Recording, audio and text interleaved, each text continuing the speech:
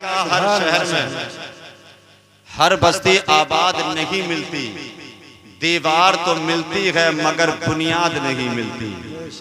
हर शहर में हर बस्ती आबाद नहीं मिलती, दीवार तो मिलती है मगर बुनियाद नहीं मिलती। माँ तो हर औलाद को मिलती है बहुत अच्छी, मगर माँ को हर औलाद अच्छी नहीं मिलती। माँ तो हर औलाद को मिलती है बहुत अच्छी, मगर माँ को हर औलाद अच्छी नहीं मिलती। हज़रात, हम और आप नबी की महफिल में आए हैं। नबी का जिक्र कोई नकीब करे तो ये भी कमाल होता है, नबी का जिक्र कोई शायर करे ये भी कमाल होता है, नबी का जिक्र कोई खतीब करे ये भी कमाल होता है, नबी का जिक्र कोई आलिम करे ये भी कमाल होता है, नबी का जिक्र कोई मुफ्ती करे ये भी कमाल होता है, नबी का जिक्र कोई पीर करे ये भी कमाल होता है, नबी का जिक्र अगर कोई कारी करे ये भी कमाल होता है। लेकिन अगर नबी किसी उम्मती का जिक्र करे तो ये इंतहाई कमाल होता है। हर एक नबी का जिक्र करे तो ये कमाल होता है, लेकिन नबी अगर किसी उम्मती का जिक्र करे तो ये इंतहाई कमाल होता है। मदीना शरीफ है, सहाबा की अंजुमन लगी है। मेरे नबी ने फरमाया, सहाबा क्या मैं आज उसकी बात ना करूं जो मुझसे प्यार करता है? मैं आज उसका तज़किरा ना करूं जो मुझसे मोहब्बत करता है? क्या मैं आज उसका जिक्र ना करूं जो मुझसे दुनिया में प्यार करता है? जब नबी ने इतना फरमाया, यानी तमाम सहाबा ने सुना। उन्हें तमाम सहाबा में हजरत अबू बकर भी थे, हजरत उमर फारूक भी थे, हजरत उस्मान गनी भी थे, मौलाए कायनात भी थे, बिलाल हबशी भी थे, और तमाम सहाबा यानी उसी महफिल में बैठे हुए थे। जब नबी का ये इरशाद हजरत अबू बकर ने सुना, लबों पर मुस्कुराहट आ गई, मुस्कुराने लगे और दिल ही दिल में सोचने लगे, शायद आका आज मेरी मोहब्बत की बात करेंगे, आका आज मेरा तज़किरा करेंगे। इसलिए कि सबसे ज्यादा दुनिया में मैं अपने नबी से प्यार करता हूँ, अपने नबी से मोहब्बत करता हूँ, मैं अपने नबी से इश्क करता हूँ। हजरत अबू बकर से देख सोच रहे थे, और यही वो अबू बकर है यानी कि नबी से इतना प्यार किया कि नबी खलवत में रहे तब नबी से प्यार किया, नबी जलवत में रहे तब नबी से प्यार किया, नबी खलवत में रहे तब नबी से प्यार किया, नबी सफर में रहे तब अबू बकर ने प्यार किया, नबी हजर में रहे तब अबू बकर ने प्यार किया। अरे सच तो ये है कि जब तक नबी इस जमीन पर हयात रहे तब भी अबू बकर साथ रहे, और आज जमीन के अंदर है अबू बकर आज भी नबी के साथ। जब तक जमीन पर थे तब भी नबी के साथ, और आज जमीन में है तब भी नबी के साथ। हजरत अबू बकर ने सुना मुस्कुराने लगे, हजरत उमर ने सुना मुस्कुराने लगे, इसलिए कि नबी ने फरमाया था मेरे बाद अगर कोई नबी होता तो वो उमर इब्ने खत्ताब नबी। हजरत उस्मान गनी अलग मुस्कुरा रहे हैं, इसलिए कि नबी ने अपनी दो बेटियों का निकाह हजरत उस्मान के साथ किया। नबी ने दो नूर वाला उनको कहा था, नबी ने ज़ुन्नुरैन उनको कहा था। हजरत अली अलग मुस्कुरा रहे हैं, इसलिए कि नबी ने अपने जिगर का टुकड़ा सज्जदतुन्निसा फातिमा ज़हरा को हजरत अली के निकाह में दिया। अब नबी ने अबू बकर का चेहरा देखा, नबी ने उमर का चेहरा देखा, नबी ने उस्मान गनी का चेहरा देखा, नबी ने हजरत अली का चेहरा देखा। इरशाद फरमाया, अबू बकर मैं जानता हूँ तुम प्यार करते हो, उमर जानता हूँ मोहब्बत करते हो, उस्मान जानता हूँ प्यार करते हो, अली जानता हूँ मोहब्बत करते हो, लेकिन ऐ अबू बकर सुनो, मैं आज तुम्हारी बात नहीं करूंगा, उमर आज तुम्हारा तज़किरा नहीं करूंगा, उस्मान आज तुम्हारा जिक्र नहीं करूंगा, अली आज तुम्हारी बात नहीं करूंगा। जब नबी ने इतना कहा था, तमाम सहाबा ने अर्ज की, आका कौन है वो मुकद्दर का सिकंदर जिसका तज़किरा आप करेंगे? कौन है वो मुकद्दर का धनी जिसकी बात आप करेंगे? तब नबी ने फरमाया, सहाबा दुनिया का दस्तूर ये है, दुनिया का ज़ाब्ता और कानून ये है कि जब इंसान दुनिया में प्यार करता है तो पहले उसके अंदर अखलाक देखता है, तब उससे प्यार करता है, उसके अंदर खूबी को देखता है, तब उससे प्यार करता है, उसके अंदर अच्छाई देखता है, तब उससे प्यार करता है, उसके हुस्न को देखता है, तब उससे प्यार करता है। लेकिन ऐ मेरे सहाबा सुनो, अगर तुमने मुझसे प्यार किया है तो पहले मेरा अखलाक देखा है, तब मुझसे प्यार किया है, मेरा किरदार देखा है, तब मुझसे प्यार किया है, मनसबे नबुव्वत पर देखा है, तब तुमने प्यार किया है, मनसबे रिसालत पर देखा है, तब तुमने प्यार किया है, चांद को दो टुकड़े करते हुए देखा है, तब तुमने प्यार किया है, सूरज को पांच पांच पलटते हुए देखा है, तब तुमने प्यार किया है। ऐ मेरे सहाबा सुनो, दुनिया के अंदर देखकर प्यार करने वाले तुम्हें बेशुमार मिल जाएंगे, लेकिन आज उसकी बात कर रहा हूँ जिसने देखा नहीं प्यार करता है, जिसने देखा नहीं मोहब्बत करता है, जिसने देखा नहीं मुझ मोहम्मद से इश्क करता है, जिसने देखा नहीं प्यार करता है, जिसने देखा नहीं, आप भी बोले जिसने देखा नहीं प्यार करता है। सहाबा ने अर्ज की आका कौन है वो जिसने देखा नहीं इतना प्यार करता है, जिसने देखा नहीं इतनी मोहब्बत करता है। तब नबी ने फरमाया सहाबा वो कोई और नहीं है बल्कि वो उवैस करनी की जात है, जिसने देखा नहीं प्यार करता है, जिसने देखा नहीं मोहब्बत करता है। सहाबा ने अर्ज की आका जब इतनी मोहब्बत आपसे करते हैं तो आपका दीदार क्यों नहीं कर लेते, आपकी बारगाह में क्यों नहीं आ जाते, आपकी ज़ियारत क्यों नहीं कर लेते, आपसे कलाम क्यों नहीं कर लेते, आपसे गुफ्तगू क्यों नहीं कर लेते। नबी ने फरमाया सहाबा वो आएंगे कैसे। सहाबा ने अर्ज की आका जब सुहैब रूमी रोम से आ गए, सलमान फारसी फारस से आ गए, बिलाल हबशी जब हबशा से आ गए, तो ये उवैस कर्न से आकर आपकी ज़ियारत क्यों नहीं कर लेते। नबी ने फरमाया सहाबा उवैस करनी के घर में उनकी एक माँ है जो हालत बुढ़ापे में है, आंखों से नाबीना हो चुकी है। मेरा उवैस अपने घर में रहकर अपनी माँ की खिदमत करता है, वो अपनी माँ को छोड़कर मेरी बारगाह में कैसे आए। क्या फरमाया नबी ने, उवैस अपनी माँ की खिदमत करता है, वो अपनी माँ को छोड़कर कैसे आएगा। हजरत अबू बकर सिद्दीक ने अर्ज की आका जब वो छोड़कर नहीं आ सकते तो हम आपके उस आशिक से मिल सकते हैं। नबी ने फरमाया अबू बकर तुम नहीं मिलोगे, मेरे उस आशिक से हजरत उमर की मुलाकात। हजरत उस्मान गनी ने अर्ज किया कि मैं मिल सकता हूँ। नबी ने फरमाया उस्मान तुम भी नहीं मिलोगे, उवैस करनी से मुलाकात हजरत अली की होगी। नबी ने जब इतना फरमाया उसके बाद नबी ने अपना पैरहन हजरत उमर और हजरत अली को अता किया। अता करने के बाद कहा अली और उमर मेरे उवैस से जाकर कहना, उवैस से जाकर पहले मेरा सलाम कहना, उसके बाद कहना नबी का यह पैरहन है, इसको पहनकर नबी की गुनाहगार उम्मत के लिए मगफिरत की दुआ करो। जब इतना नबी ने कहा था सजा कर कहना वो मेरी गुनाहगार उम्मत के लिए मगफिरत के लिए दुआ करे। और नबी ने आगे हजरत उवैस करने की पहचान बताई। नबी ने फरमाया अली और उमर सुनो, जब तुम करने पहुंचो तो उवैस की पहचान ये है, उसकी शनाख्त ये है कि उसके हथेली की बाईं पहलू में एक सफेद दाग होगा, यानी उसकी हथेली को देखना, अगर दाग नजर आ जाए बाएं पहलू में तो समझ लेना यही उवैस है, समझ लेना यही नबी का आशिक है, समझ लेना यही नबी का दीवाना है, समझ लेना यही नबी का वफादार है। हजरत अली और उमर ने इतना सुना, अब वहां से चलते हैं कर्न पहुंचते हैं। अब पहुंचने के बाद लोगों से दरियाफ्त किया बताओ उवैस नाम का कौन है यहाँ पर, उवैस किसका नाम है, क्या करता है, कहाँ रहता है। तमाम लोगों ने कहा हमें पता नहीं कौन उवैस है, सिर्फ इतना जानते हैं एक दीवाना है, जैसे सारे लोग मस्ताना कहते हैं दीवाना कहते हैं। वो जंगल में अपनी बकरियां चरा रहा होगा, सूखी रोटी पर अपना गुजारा करता है, सूखी रोटी उसकी ग़िज़ा है।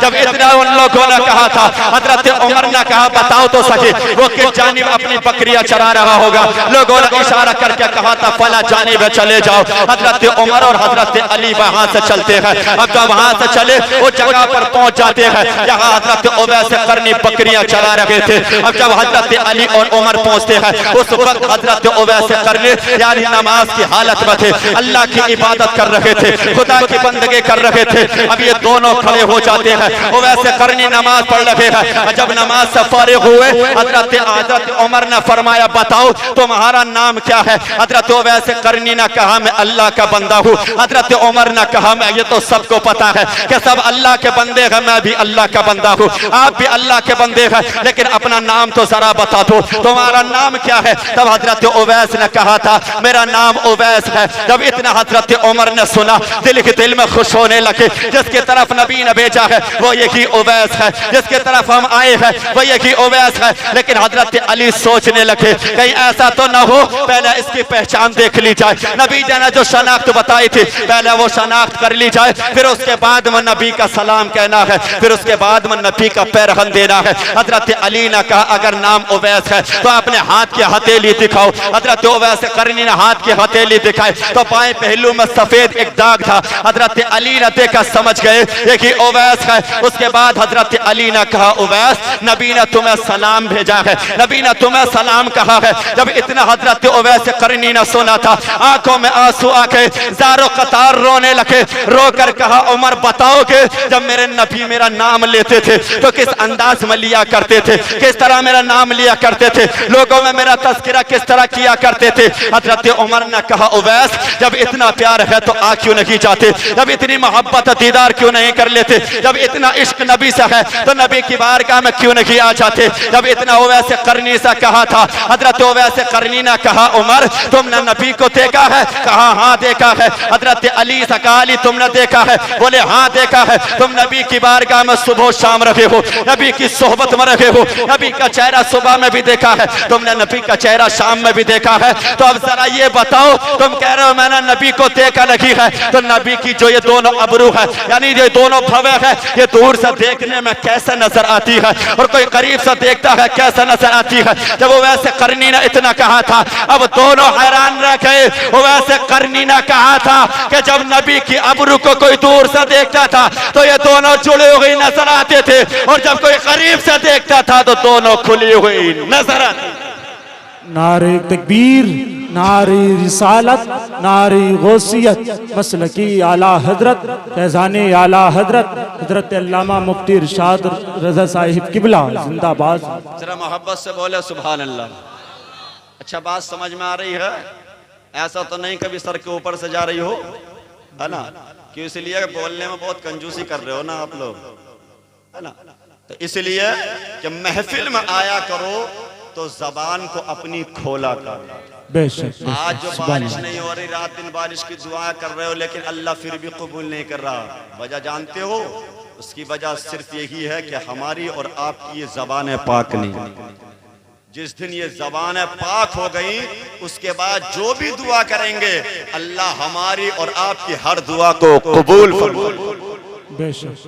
जब सुभान अल्लाह का बार बार विर्द करोगे, अल्लाह अल्लाह कहकर पुकारोगे तो अल्लाह तुम्हारी और तुम्हारी जबानों को पाक फरमाएगा। उसके बाद जो भी दुआ करोगे अल्लाह आपकी हर दुआ को कबूल फरमाएगा।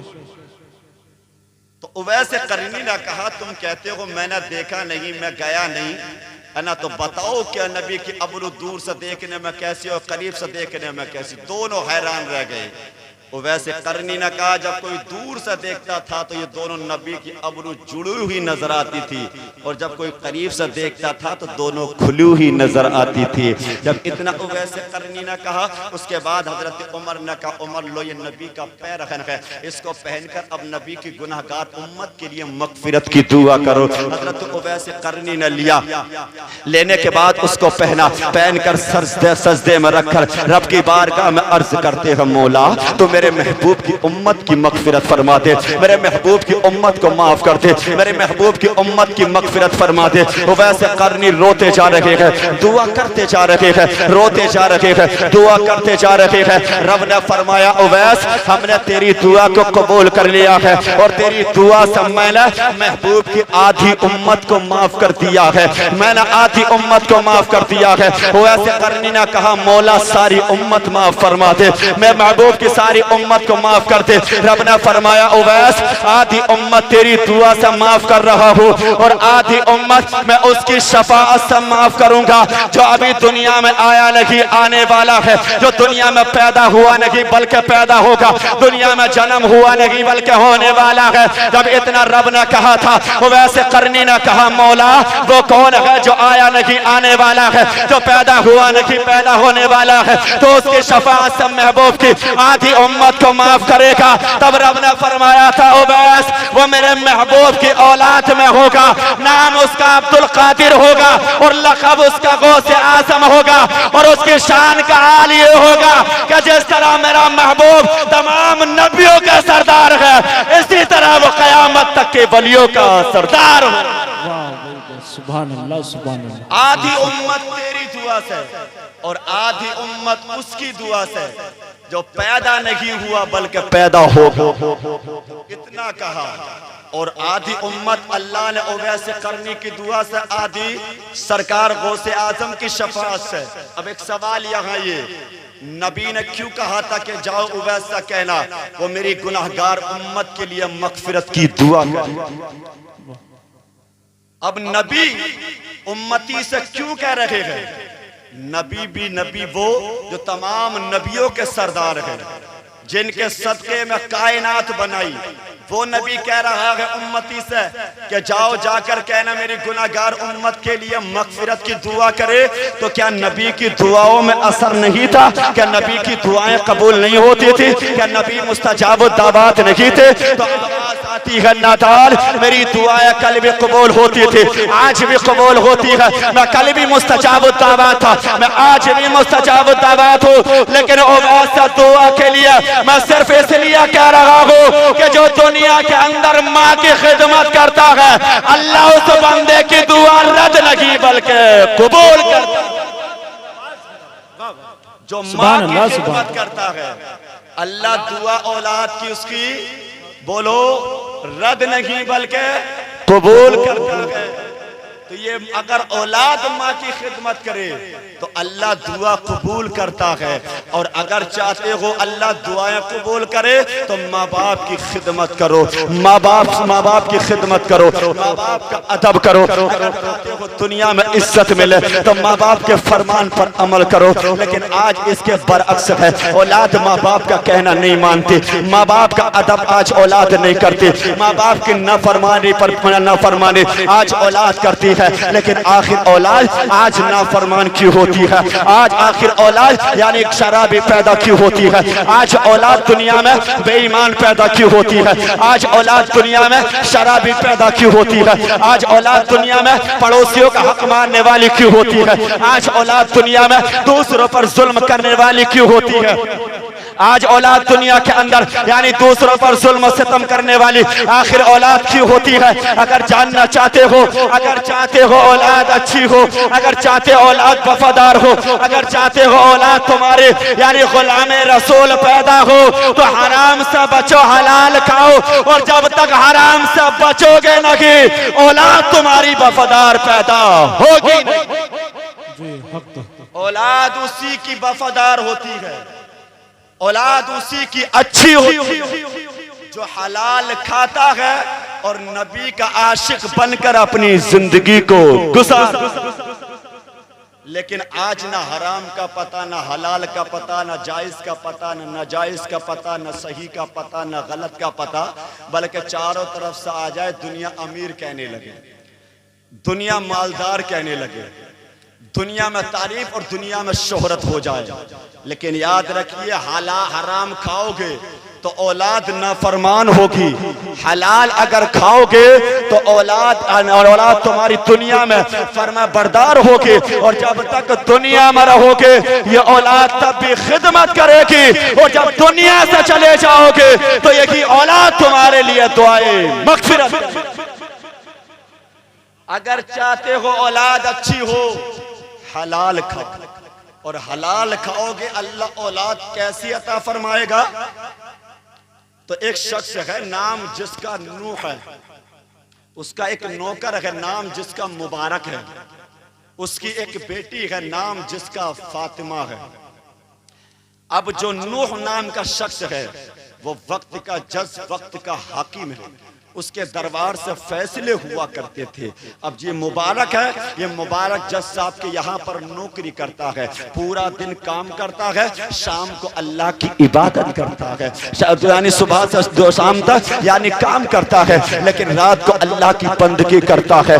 एक दिन जज साहब अपने घर में बैठे हुए थे, अपनी बेटी से कहा, बेटी तुम अब इस उम्र को पहुंच चुकी हो जिस उम्र में बेटी की शादी की जाती है, जिस उम्र में बेटी का निकाह किया जाता है, जिस उम्र में बेटी को यानी बेटी के घर को आबाद किया जाता है। ऐ बेटी मैं सोच रहा हूँ कोई अच्छा सा लड़का मिल जाए मैं तेरी शादी कर दूं, अच्छा सा दामाद मिल जाए मैं तेरा निकाह कर दूं। जब बाप ने बेटी से इतना कहा, उसके बाद सुबह हुई, अब बाप रिश्ता तलाश करने के लिए, दामाद को ढूंढने के लिए, बेटी के लिए दूल्हा तलाश करने के लिए अब सुबह से घर से निकला। शाम को जब वापस आया तो बेटी ने पूछा, अब्बा जान कहाँ गए थे? तो बाप ने कहा, बेटी मैं रिश्ता ढूंढने गया था, मैं अमीरों के दरवाजे पर कहा गया, वापस लौटा दिया, पैसे वालों के यहाँ गया, वापस लौटा दिया, दौलतमंदों के यहाँ गया, वापस लौटा दिया, जमीन और जायदाद के मालिकों के यहाँ पर गया, लेकिन वापस लौटा दिया। मायूस होकर मैं आ गया हूँ। तब इतना बाप ने कहा था, तब बेटी ने कहा, अब्बा जान अब तुम्हें अमीरों के दरवाजे पर जाने की जरूरत नहीं है,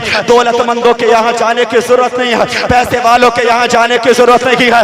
अब्बा जान अगर आपको रिश्ता की ढूंढना है, अगर दामाद की तलाश करना है, अगर लड़का की तलाश करना है, तो आप मेरे लिए मस्जिद में चले जाए। नारे तकबीर, नारे रिसालत, नारे गौसियत, मसलके आला हजरत खतीब अहले सुन्नत मुफ्ती सैयद मुकीमुर रहमान साहिब किबला, सैयद मुकीमुर रहमान साहिब किबला, शायर इस्लाम नूरुद्दीन मंजर साहिब किबला, सैयद मुकीमुर रहमान साहिब किबला, शायर इस्लाम नूरुद्दीन मंजर साहिब किबला, मुफ्ती इरशाद नूरी साहिब किबला। नारे तकबीर, नारे रिसालत। आप लोग तशरीफ रखें, बहुत जल्दी बैठने की कोशिश करें।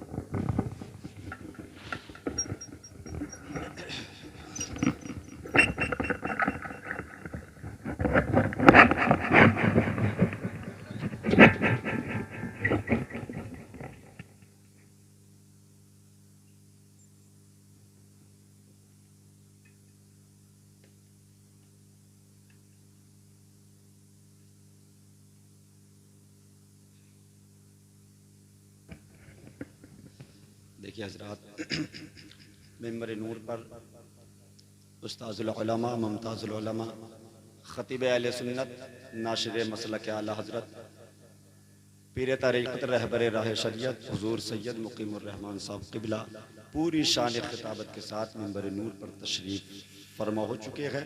बस चंद मिनट की गुफ्तगू, उसके बाद फिर हमें और आपको हजरत का बहुत ही मुदल्लल और मुफस्सल बयान समाअत करना है। ज़रा मोहब्बत से बोले सुभान अल्लाह, ताकि बात अपनी बहुत इख्तिसार के तौर पर पूरी कर दूँ। तो बेटी ने कहा, अब्बा जान कहाँ जाते हैं रिश्ता ढूंढने? तो बाप ने कहा, बेटी अमीरों के यहाँ, दौलतमंदों के यहाँ, पैसे वालों के यहाँ जाता हूँ, लेकिन मायूस होकर आ जाता हूँ। तो बेटी ने कहा, अब्बा जान आज के बाद अमीरों के यहाँ ना जाएं, पैसे वालों के यहाँ ना जाएं, दौलतमंदों के यहाँ ना जाएं, बल्कि आपको रिश्ता ही ढूंढना है तो आप मस्जिद में चले जाएं। कहाँ चले जाएं बोलो? मस्जिद में। बाप ने कहा, बेटी दामाद भी कोई मस्जिद में ढूंढता होगा? आज तक किसी ने अपना दामाद मस्जिद में नहीं ढूंढा, तू मशवरा मुझे दे रही है कि मस्जिद में चले जाना। तब बेटी ने कहा, अब्बा जान मैं दुनिया में ऐसे से निकाह करना नहीं चाहती जो आप जा रहे हो दरवाजे पे, इसलिए आप अमीरों के यहाँ जा रहे हो। तो जो दुनिया के अंदर अपने रब का हक अदा ना कर सके तो वो दुनिया में आपकी बेटी का हक अदा कहाँ से करेगा? मेरा निकाह अगर करना है तो ऐसे ऐसा करो जो 5 वक्त का नमाजी हो, जो तहज्जुद गुजार हो, जो कुरान पढ़ने वाला हो, जो शरीयत पर अमल करने वाला हो, जो नबी के किरदार को अपनाने वाला हो, नबी की सुन्नतों पर अमल करने वाला हो, यानी जिसके दिल में खुदा का खौफ और नबी का इश्क हो। जब बाप ने इतना सुना, सुनने के बाद अब जाता है बाप मस्जिद में, यानी जोहर पढ़ी एक मस्जिद में, असर पढ़ी दूसरी मस्जिद में, मगरिब पढ़ी तीसरी में, इशा पढ़ी चौथी में, फजर पढ़ी 5वीं में। अब 5 नमाज़ें 5 मस्जिदों में पढ़ी। उसके बाद फिर वापस मायूस हो गया। मायूस होकर वापस जब आया, बेटी ने पूछा अब्बा जान रिश्ता मिल गया? बाप ने कहा बेटी कुछ लड़के वो थे जिनकी शादियां हो चुके थे, कुछ लड़के वो थे जिनके निकाह हो चुके थे, लेकिन कुछ वो थे जो निकाह के ख्वाहिशमंद ना थे। मैं वापस पलट के आ गया। पलट कर बेटी ने कहा अब्बा जान अब आपको कहीं जाने की जरूरत नहीं है, अब लड़का तलाश करने की जरूरत नहीं है, बल्कि लड़का तो अपने घर में हैगा, लड़का आपके घर में मौजूद है। जब बेटी ने इतना कहा, बाप ने कहा बेटी क्या तू मेरे नौकर मुबारक की तरफ तो इशारा नहीं कर रही है? बेटी ने कहा हाँ बाप मैं उसी की तरफ कर रही हूँ। बाप ने कहा बेटी वो हमारे यहाँ नौकरी करता है, वो हमारे यहाँ टुकड़ों पर पलता है, तो उससे निकाह की बात कर रही है। तो उसकी बेटी ने कहा था बचाल आपके यहाँ वो नौकरी जरूर करता है, लेकिन रात को जब सारी दुनिया सोती है वो मुसल्ला बिछा के इबादत करता है, सारी दुनिया रात को आराम करती है, वो खुदा के कुरान की तिलावत करता है। तुम कहते हो वो हमारे दुनिया में टुकड़ों पर पलता है, तो वो हमारे टुकड़ों पर नहीं पलता, बल्कि पूरी दुनिया आज उसी के सजदों पर पला करती है। तुम कहते हो वो हमारे यहाँ का खाता है, तो वो हमारे यहाँ का नहीं खाता, बल्कि हम उसके सदकों की बदौलत खाया करते हैं। जब बेटी ने इतना कहा था, अब बाप जज की समझ में आ गई। मुबारक को बुलाकर कहा मुबारक अब आज से तुम नौकरी नहीं करोगे, तुम्हें माजूल किया जाता है, तुम्हें यानी नौकरी नहीं करोगे। जब इतना मुबारक ने सुना, सुनकर कहा जज साहब अगर नौकरी से निकालोगे तो मैं काम कहाँ करूंगा? आप मेरे मालिक हैं, अगर खता हुई हो तो सजा दे दो, गलती हुई हो तो सजा दे दो, कोई कसूर हुआ हो तो आप मुझे सजा दे दो, लेकिन नौकरी से ना निकालो। जब इतना मुबारक ने कहा था, जज साहब ने कहा मुबारक तुमसे कोई खता नहीं हुई है, तुम्हारा कोई कसूर नहीं है, बल्कि मेरे बेटी की ख्वाहिश ये है कि तुम अब इस घर के दामाद बनोगे, और जो जिस घर का दामाद होता है वो बाहर नौकरी नहीं करता। अब मुबारक जाओ अपने घर चले जाओ, अब अपने घर जाकर वापस दूल्हा बन के आ जाओ। मुबारक ने कहा जज साहब आपकी बेटी महलों में रहने वाली, मेरे झोंपड़े में सांस कैसे लेके? आपकी बेटी महलों में रहने वाली मेरे मुझ गरीब के घर पर कैसे रहेगी? जज साहब ने कहा मुबारक ये मेरी बेटी की आरज़ू है, मेरी बेटी की तमन्ना है, मेरी बेटी की ख्वाहिश है। जब इतना जज साहब ने कहा था, मुबारक अपने घर जाते हैं, चंद साथियों के साथ वापस दूल्हा बन के आते हैं, लेकिन हाल और अंदाज ये था कि कुरान पढ़ते हुए आ रहे थे, नबी पर सलाम पढ़ते हुए आ रहे थे, दुरूद पाक का विर्द करते हुए आ रहे थे। अब ये बारात झोपड़ी से निकलकर यानी जज साहब के महल में आती है। वक्त के मशाइखों ने निकाह पढ़ाया, उसके बाद जज साहब की बेटी अल मुख्तसर ये कि अब अपने महल से निकलकर अब मुबारक की झोपड़ी में आ गई। रात का वक्त आता है, मुबारक बीवी के करीब जाते हैं, जाकर बीवी को सलाम किया, थोड़ी देर वहां बैठे कयाम किया, वापस पलट के आ गए, नमाज पढ़ने लगे, कुरान पढ़ने लगे, सजदे पर सजदा करने लगे, खुदा की बंदगी करने लगे, जिक्र अज़कार में मसरूफ हो गए। एक रात गुजर गई, दूसरी रात भी फिर यही मामूल रहा, तीसरी रात यही मामूल रहा। जब 10 रातें मुसलसल गुजर गई, तब जज साहब की बेटी ने, मुबारक की बीवी ने अपने बाप जज के नाम खत लिखा, बजान जब से मुबारक के घर में आई हूँ इसने मोहब्बत की बात नहीं की है, इसने प्यार की बात नहीं की है, मैं जब से इसके घर में आई हूँ ये मोहब्बत से मुझसे बोला रही है।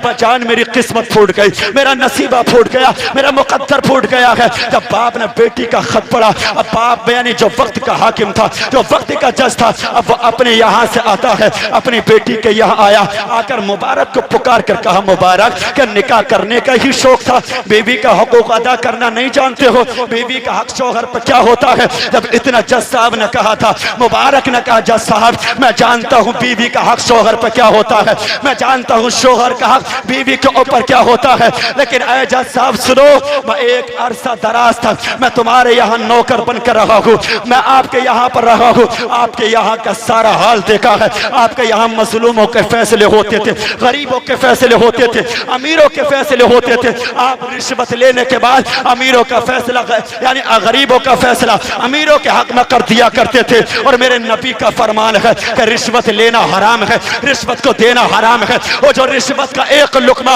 अगर खा लेता है तो उसके असरात 40 दिन तक जिस्म में बाकी रहते हैं। तुम कहते हो बीवी से मिला रहे हो, फैजा साहब सुनो, अभी 10 दिन हुए हैं, अभी 30 दिन बाकी है। जब 40 दिन मुकम्मल हो जाएंगे मैं आपकी बेटी से मुलाकात कर लूंगा, अपनी शरीक हयात के मैं दुनिया में करीब हो जाऊंगा।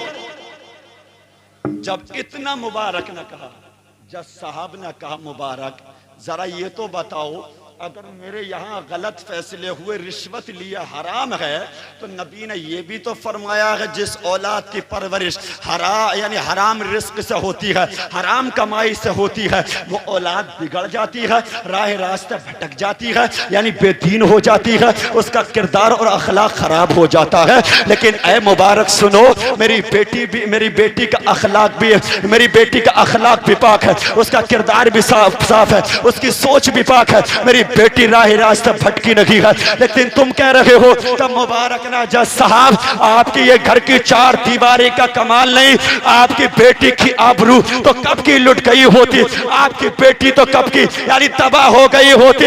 या आपके घर की 4 दीवारी का समरा नहीं है, बल्कि आपने अपनी बेटी का नाम फातिमा रखा है। इसी नाम की बरकत ने आपकी बेटी की दुनिया में हिफाजत की। कब की लुट गई होती। ये कमाल आपके घर की 4 दीवारी का नहीं, बल्कि ये बरकत नाम फातिमा का। बेशक जब सुभान इतना मुबारक न कहा, उसके बाद ये कि 40 दिन जब मुकम्मल हुए, मुबारक अपनी बीवी फातिमा से मिले, उसके बाद जो घर में औलाद पैदा हुई उसी को आज दुनिया अब्दुल्ला इब्ने मुबारक कहा करती है। और यही वो अब्दुल्ला मुबारक है जिनके ताल्लुक से इमाम आजम अबू हनीफा ने कहा था, अगर कयामत में मेरा खुदा अगर मुझसे पूछेगा नौमान दुनिया से क्या लाया है, तो मैं नमाजों को पेश ना करूंगा, रोजों को पेश ना करूंगा, अपने तकवा और तहारत को पेश ना करूंगा, बल्कि अगर रब ने पूछा नौमान दुनिया से आखिर क्या लाया है, तो मैं अब्दुल्ला इब्ने मुबारक की मोहब्बत को खुदा के सामने पेश कर दूंगा। इसी अब्दुल्ला इब्ने मुबारक की मोहब्बत की बुनियाद पर अल्लाह मुझे कयामत में जन्नत का परवाना अता फरमाएगा। तो पता चला औलाद को हलाल खिलाओगे और खुद भी हलाल खाओगे तो औलाद नाफरमान नहीं बल्कि फरमा बरदार, औलाद शराबी नहीं बल्कि नमाजी होगी, औलाद चोर नहीं बल्कि तहज्जुद गुजार होगी, औलाद बेईमान नहीं बल्कि औलाद इशियाशार होगी, यानी औलाद शरीयत पर अमल करने वाली होगी। तो जहाँ औलाद के लिए जरूरी है कि औलाद माँ बाप की खिदमत करे, वही माँ बाप के लिए जरूरी है कि औलाद की अच्छी तरबियत करे। इसलिए अल्लाह ने औलाद दी है, अच्छी तरबियत करो, और अल्लाह ने माँ बाप जैसी नेमत दी है तो उस नेमत की दुनिया में रहकर खिदमत करो। अल्लाह हम तमाम को अमल की तौफीक अता फरमाए। मेरे बोलने में आपके सुनने में जो हुए अगलात उसे माफ करे रब्बे कायनात की जात। जिंदगी बाकी रही तो फिर होगी मुलाकात व माली।